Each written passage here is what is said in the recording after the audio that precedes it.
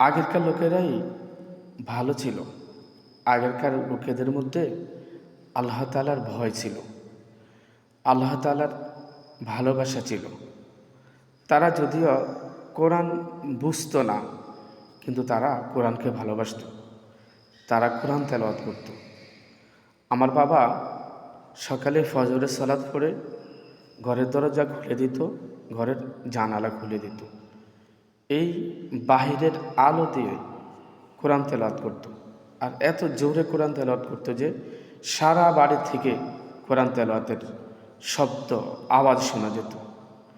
আমাদের এক দাদা ছিল আর কি, হিকলাল কাকার বাবা, তিনিও খুব জোরে কোরআন তেলাওয়াত করতেন, খুব সুন্দরভাবে কোরআন তেলাওয়াত করতেন। তারপরে মোবারক মাস্টার, ওনারা কোরআন তেলাওয়াত করতেন। আজ ওনারা কেউ নেই, আমার বাবা নেই, হিকলাল কাকার বাবা, ওই যে দাদা তিনি নেই, বা ওই মোবারক মাস্টার নেই। আজ এখন আর ওই কারো ঘর থেকে কোরআন তেলাওয়াতের আলো আসে না, কোরআন তেলাওয়াতের শব্দ আসে না।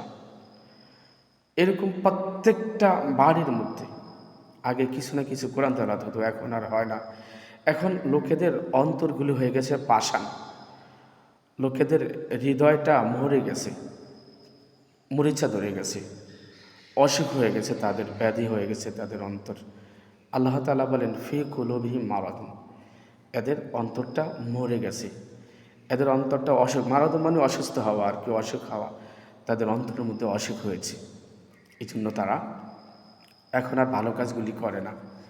আপনি দেখেন আপনার বাড়ি আমার বাড়ি, প্রত্যেকটা বাড়ির মধ্যে দেখেন ফজরের, আপনি যদি ফজরের সালাত পড়েন ফজর সকালে, আপনি দেখবেন বাড়িতে গিয়ে দেখবেন প্রত্যেকটা লোকেদের দরজা বন্ধ থাকে, অর্থাৎ এরা ফজরের সালাত পড়ে না। আগে তো আমরা সকালে যদি নামাজ না পড়তাম, মুক্তবে যদি না যেতাম, তাহলে আমাদের মা আমাদেরকে খাবারে দিত না, আমাদেরকে বলতো যে তোর আজকে ভাত নাই, যা তোর তুই ঘরে আসিস না, ঘরে জায়গা দিত না। এত কঠোর করে আমাদেরকে শাসন করত। আমি যতটুকুই কোরআন শিখেছি, আমি তেমন ভালোভাবে কোরআন শিখতে পারি না, আলহামদুলিল্লাহ যাই শিখেছি আমি মুক্তব থেকেই অনেকটুকু কোরআন তেলাওয়াত শিখেছি। কোরআন যদিও তেমন একটা শুদ্ধভাবে শিখি না, মানে মোটামুটি শিখেছি মুক্তব থেকেই। এখন লোকেরা মুক্তবে বাচ্চাদেরকে পাঠাতে চায় না। এই লোকেরা কি করে, নিজেরা ঘুমিয়ে থাকে, লোকেদের বাচ্চাগুলো ঘুমিয়ে থাকে, মুক্তবে পাঠায় না। অথচ নবী রাসূলরা সাহাবীরা অদিষ্ট হয়েছে যে কোরআন শিখানোর জন্য বাচ্চাদেরকে। আন খালিদ ইবনে ওয়ালিদ আন্নাহু ক্বালা উমিরনা আন নুআল্লিমা আওলাদানা রমিয়া ওয়াল কুরআনা নাকালাহু ফি কানজিল উম্মাল। একটি হাদিসে বর্ণিত হয়েছে, খালিদ ইবনে ওয়ালিদ বলেন যে আমরা অধিষ্ঠিত হয়েছি, অর্থাৎ আমরা নিয়োজিত হয়েছি যে আমরা আমাদের বাচ্চাদেরকে কোরআন শিক্ষা দিব, আমরা আমাদের বাচ্চাদেরকে কোরআন শিক্ষা দিতাম। এই জন্য আমরা নিয়োজিত হয়েছি, তাদেরকে যুদ্ধবিদ্যা শিক্ষা দিতাম। কোরআন তেলাওয়াত করা আর যুদ্ধবিদ্যা শিক্ষা দেওয়া, এই দুইটা জিনিসের জন্য আমরা অধিষ্ঠিত হয়েছি, অর্থাৎ নিয়োজিত হয়েছি। এখন আর বাচ্চাদেরকে ভালোভাবে মানে কোরআন শিক্ষা দেওয়ার ব্যবস্থা করা হয় না। সকালে বাচ্চাদেরকে মুক্তবে পাঠানো হয় না।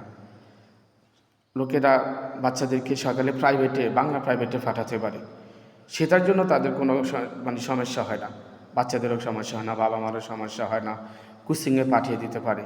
কিন্তু সকালে যে মুক্তব পড়বে সেটা এখন বন্ধ হয়ে গেছে, বাচ্চাদের মা বাবা সকালে মুক্তবে পাঠাতে চায় না।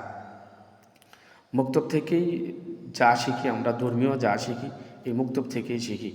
দেখেন এই যে অনেক আলেম আছে যে আলিয়া মাদ্রাসাতে পড়াশোনা করে, সবাই না, কিছু কিছু আলেম আছে যে কোরআন তেমন একটা শুদ্ধ না। কারণ কি, ওনারা ওই মুক্তবে যা শিখেছে তাই শিখেছে, মুক্তবের পরে আর শিখা হয় না, মানে সেই সুযোগ হয়ে ওঠে না, কারণ আলিয়া মাদ্রাসায় ভিন্নভাবে কোরআন শিখায় না।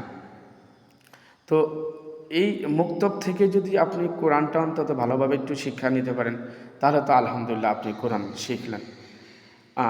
মুক্তব থেকে যদি আপনি নামাজটা কীভাবে পড়ে, রুকু সিজদাগুলো কীভাবে দেয়, আপনার বাচ্চারা যদি এখান থেকে শিখতে পারে, তাহলে সে মানে এই নামাজ পড়তে পারবে। আর মুক্তব থেকে যদি সে না শিখে, তাহলে আর শেখার সুযোগ নেই।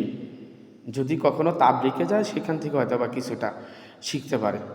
আর বাচ্চাদেরকে নামাজের ব্যাপারে মানে বাবা মা তাগিদ দেয় না, নামাজের ব্যাপারে বলে না, অথচ বাচ্চাদেরকে নামাজের জন্য বলতে হবে। রাসূলুল্লাহ সাল্লাল্লাহু আলাইহি ওয়াসাল্লাম বলেছেন, মুরু আওলাদাকুম বিসসালাতি ওয়া হুম আবনাউ সাবঈ সিনিন অদরিবুহুম আলাইহা ওয়া হুম আবনাউ আশরি সিনিন। তিনি বলছেন, মুরু আওলাদাকুম বিসসালাতি ওয়া হুম আবনাউ সাবঈ সিনিন, যে তোমরা তোমাদের বাচ্চাদের যখন 7 বছর বয়স হয় তখন তাদেরকে নামাজের জন্য বলো, সালাতের জন্য বলো। অহুম আপনারও আশরি সিনিন, আর যদি 10 বছর হয় তখন তাদেরকে প্রহার করো, প্রয়োজনে আস্তে আস্তে তাদেরকে পিটাও, তাদেরকে শাসন করো, তারা যেন নামাজের মধ্যে যায়। তারপরে আপনার আশরি সিনিন অফারিক্য বাইনাহুম ফি মাদাদিইহিম, আর ওই 10 বছর হলে তাদের বিছানা বাবা মায়ের থেকে আলাদা করে দাও, ভাই বোনদের থেকে আলাদা করে দাও, তাদের বিছানা আলাদা আলাদা থাকবে। রাসূলুল্লাহ সাল্লাল্লাহু আলাইহি সাল্লাম এই বলেছেন। অর্থাৎ নামাজের জন্য আপনার বাচ্চাদেরকে বলুন, নামাজ শিখান, কোরআন শিখান। দেখেন, আপনি মরে গেলে আপনার বাচ্চাটা আপনার জন্য একটু দোয়া করবে, নামাজের মধ্যে এসে একটু বলবে, রব্বির হামহুমা কামা রব্বা ইয়ানি সাগীরা রব্বানা গফিরলি ওয়ালি ওয়ালিদাইয়া ওয়ালিল মুমিনিনা ইয়াউমা ইয়াকুমুল হিসাব। বলবে, হে আল্লাহ, রব্বানা গফিরলি, হে আল্লাহ ক্ষমা করো আমাকে, ওয়ালি ওয়ালিদাইয়া আমার বাবা মাকেও ক্ষমা করো, ওয়ালিল মুমিনিনা মুমিনদেরকে ক্ষমা করো, ওয়ালিল মুমিনিনা ইয়াউমা ইয়াকুমুল হিসাব, আর কিয়ামতের দিন হিসাব সহজ করে দাও।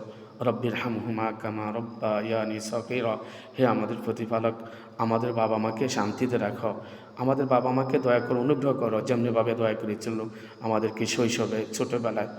তো বাবা মায়ের জন্য তো অন্তত দোয়াটা করতে পারেন, যদি নামাজ রোজা এই ইসলামের যেই প্রাথমিক শিক্ষাগুলো যদি ভালোভাবে শিখেন, আল্লাহ তাআলা আমাদের সকলকে বুঝার জন্য তৌফিক দান করেন, ভালোভাবে কোরআন শিক্ষার তৌফিক যেন দান করেন। সুবহানাকাল্লাহুম্মা ওয়া বিহামদিকা আশহাদু আল্লা ইলাহা ইল্লা আনতা আস্তাগফিরুকা ওয়া আতুবু ইলাইক। আসসালামু আলাইকুম ওয়া রাহমাতুল্লাহি ওয়া বারাকাতুহু।